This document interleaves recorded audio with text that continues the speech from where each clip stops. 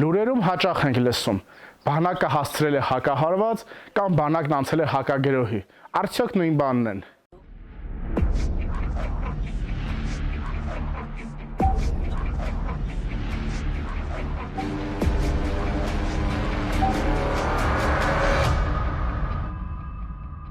Ողջույն, երկարաթև դադարից հետո եթերում կրկին ռազմական բառարանն է։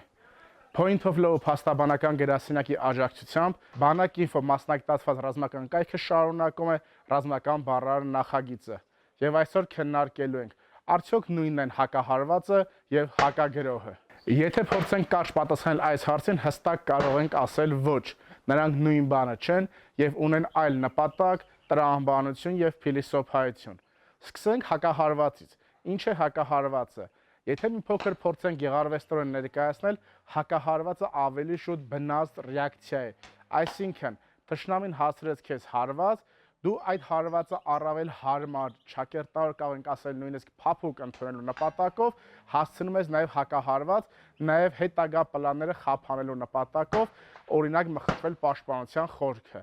Այսինքն, ռեակցիա ես տալիս թշնամու հարձակմանը, հասցնում ես պատասխան հարված, հակահարված։ Իսկ հակագերոհի դեպքում այլ տրամաբանություն է գործում։ Եթե հակահարված հասնելու դեպքում դու հիմնականում պաշտպանվող կողմ ես, ապա հակագերոհի դեպքում անցնում ես հարձակման, փորձելով նախաձեռնողականությունը, խաղի կանոնները վերցնել քո ձեռքը եւ ինքնուրույն թելադրել։ Հակահարվածը եթե օրինակ կարող է ունենալ թշնամու կողմից սեփական պաշտպանության խորքը մխրճվելու կանխման նպատակ, հակագերոհը արդեն կարող է ունենալ օրինակ կորցրած դիրքերը, մարտական հենակետերը, գուցե մնացված շրջանները կամ ընդհանրապես այլ բնակավայր հետ վերցնելու նպատակ։ Այսինքն դու դառնում ես այդ դեպքում խաղի կանոնների թելադրող եւ նախաձեռնողականությունը վերցնում ես քո ձեռքը։ Եթե ավելի կարճ ձևակերպենք, հակահարվածը հարվածի պատասխանն է, իսկ հակագերոհը պատերազմի ընթացքը եւ տրամաբանությունը փոխելու փորձ։ Սովորաբար առաջինը լինում է հակահարվածը եւ հետո միայն ըստ կարողությունների եւ ըստ անհրաժեշտության իրականացվում է հակագերոհ, որովհետեւ հակագերոհը չի կարող իրականացվել առանց մի շարք անհրաժեշտ պայմանների ապահովման։ Մասնավորապես ամենակարևոր հատկանիշներից մեկն է, որ հակառակորդի առաջխաղացումը, գրոհային տեմպը պետք է լինի կասեցված եւ թշնամին պետք է ֆիքսված լինի ինչ-որ բնագծում։ Դրանից հետո ըստ անհրաժեշտության իրականացնում է ուժերի կուտակում, տեղափոխում, վերախմբավորում, կատարվում է պլանավորում, հատկացվում է ժամանակ եւ հետո նոր միայն ըստ անհրաժեշտության հետախուզության, հրետանային պատրաստության եւ մի շարք այլ իրադարձությունների եւ մի շարք այլ գործողությունների եւ նախապատրաստական քայլերից հետո կարող է իրականացվել հակագերոհ։ Եվ եթե առանց անհրաժեշտ պայմանների ապահովման հակահարվածից փորձ է արվում անցնել հակագերոհի, ապա կարող է սեփական ստորաբաժանումներին ավելի մեծ վնասներ պատճառել, քան այդ վնասները կլինեն ընդհանրապես հարվածին պատասխան հակահարված հասցնելիս։ Ինչու է կարևոր այս երկու տերմինները տարբերակելը՝ հակահարվածը եւ հակագերոհը։